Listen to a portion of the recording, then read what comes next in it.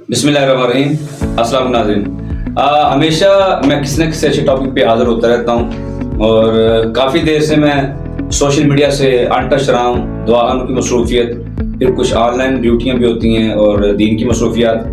तो मेरी शुरू से ये कोशिश रही है कि मैं शॉर्ट वीडियो बनाऊँ और कुछ ऐसा दूँ कि फ़ायदा भी हो और लोगों को उसका रिज़ल्ट भी नज़र आए और लोग आगे मुझे दुआएं भी दें।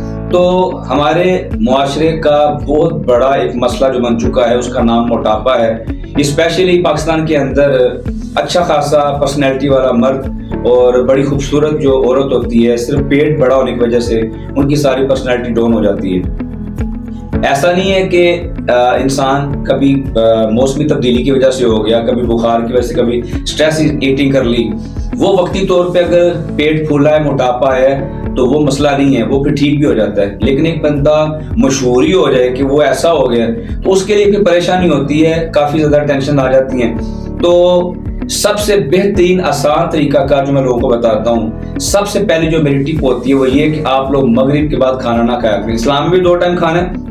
आप इनपुट कर रहे हैं तो उसका आउटपुट जरूर होगा, आप ये भूल जाएं कि आपको आउटपुट नहीं मिलेगा। खाने की जो बेतरतीबी है ये इंसान का बेड़गर कर देती है।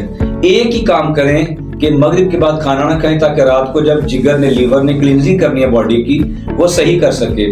दूसरी जो मेजर इंपॉर्टेंट चीज़ है वो ये है कि चाय की जगह आप गुड़ का कावा इस्तेमाल किया करें, उसमें अजवाइन डाल लें, बेशक वो पत्ती वाला आप कावा बना लें, लेकिन अगर जल्दी फास्ट रिजल्ट चाहिए आपको तो फिर आप अजवाइन और गुड़ का कावा बना के पिया करें। इंशाअल्लाह ताला बहुत जल्द आप देखेंगे कि आपकी बेली फैट रिलीज होना शुरू हो जाएगी और रात के टाइम जब आप खाना नहीं खाएंगे तो बॉडी अपनी क्लींजिंग खुद करेगी। किसी किस्म की आपको मेडिकेशन की जरूरत नहीं है। सपोज अगर मसला ज्यादा बढ़ चुका है और इस नुस्खे से, टोटके से आराम नहीं आ रहा तो फिर बनी बनाई अद्वियात भी हमारे दुआओं में मौजूद हैं, आप राब्ता कर सकते हैं, मेरे नंबर मौजूद हैं। अल्लाह ने चाहा तो इंशाअल्लाह आप दुआएं भी देंगे और आगे लोगों को रेफर भी करेंगे। बहुत शुक्रिया। अस्सलाम वालेकुम रहमतुल्लाहि व बरकातहू।